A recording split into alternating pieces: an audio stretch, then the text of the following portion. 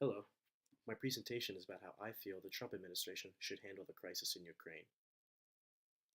I will focus on how the administration must continue economic aid and how joining the European Union and NATO can help Ukraine break away from the geopolitical grasp of Russia. It has been a little over 3 years since the famous uprising in Kiev's Maidan Square. It began when then President Viktor Yanukovych suspended the country's preparations for the implementation of an agreement with the European Union. This decision resulted in mass protests by civilians. Yanukovych was ousted as president by the protesters, and following the political turmoil, unrest began to spread in the eastern and southern parts of the country.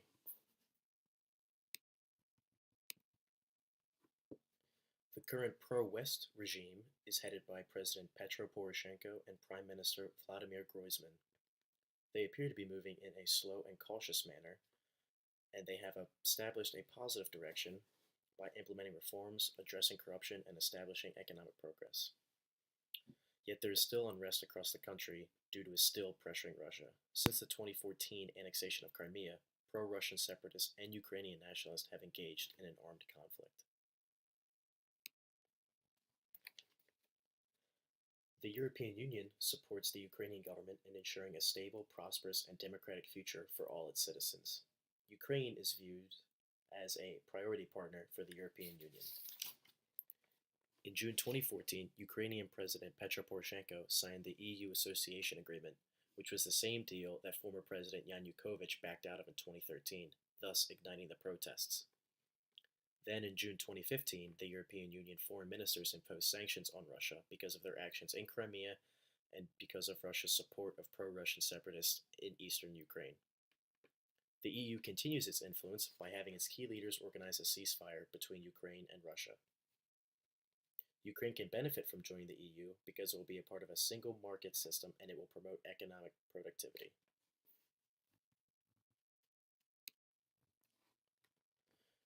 NATO has had a strong position in supporting Ukraine's sovereignty and territorial defense. NATO has condemned Russia's illegal annexation of Crimea and the violence that Russia and Russian separatists have caused in eastern Ukraine. Russia's interference has hindered Ukraine from joining NATO for many years. NATO is providing advisory and financial support in the area of public diplomacy and media communications. NATO is also currently encouraging Ukraine to continue ahead with policy reforms, and NATO promises that they will continue to provide political support through trust funds and assistance packages.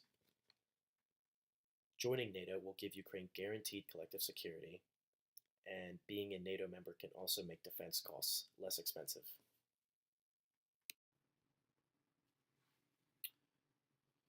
European leaders are hesitant to arm the Ukrainian government forces.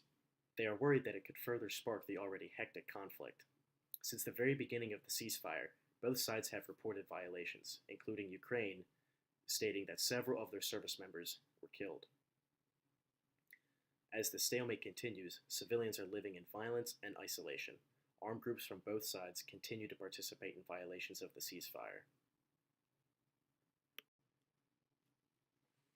The ceasefire is broken daily with violations, while the number of conflict-related civilian deaths keep climbing. The death toll has reached over 9,000 since the start of the conflict in 2014. The Organization for Security and Cooperation in Europe has registered 10,000 ceasefire violations in a single day. There has been no signs of slowing down as both sides have accused each other of launching waves of shells, causing some parts of the country to have no access to water or electric power. The U.S. has been funding Ukraine since 1992. U.S. aid documents that they have contributed approximately $1.9 billion.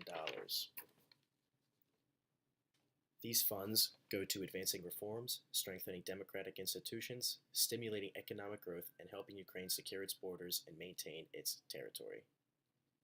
I believe this funding should be continued through the Trump administration, and the U.S. should press heavily on enhancing Ukraine's defense forces.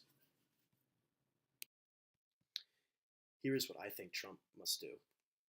I believe Trump must work with both Kiev and Moscow to resolve the conflict. Russia's military movements must be met with a threat. Trump and the Allies must warn Russia that they will supply the Ukrainian military with the proper weapons for defense. But at the same time, diffusing tensions with Russia can help Ukraine and other Eastern European countries escape the geopolitical grasp of Russia. The US will need Western policymakers' support as leverage against the Kremlin. The new administration must assist Ukraine to help them meet the criteria to become full members of NATO and the European Union. I believe that finding the resolution of this conflict will depend on if Putin is prepared to make better relations with the United States. I believe the Trump administration must make it very clear to Putin and the Kremlin that the United States is committed to securing its interests, alliances, and institutions that are key to maintaining world order. I believe our new administration should assist Ukraine to finally fulfill its goal of Western security and economic involvement. The administration must work with NATO and the European Union to assist Ukraine in joining both organizations. We must never acknowledge the annexation of Crimea, and we must propose military and economic relief to the areas that have been torn by the war. I believe our best hope is to pull Ukraine out of a sunken economy and corruption, while also stabilizing long-term Western ties. I fear that if we step back, Putin and Russia will push forward and we will leave a pro-Western Ukraine in the dust, thus making Russia look supreme and our new administration looking timid. I believe Ukraine must break away from its communist past and further their improvements as a nation. Thank you.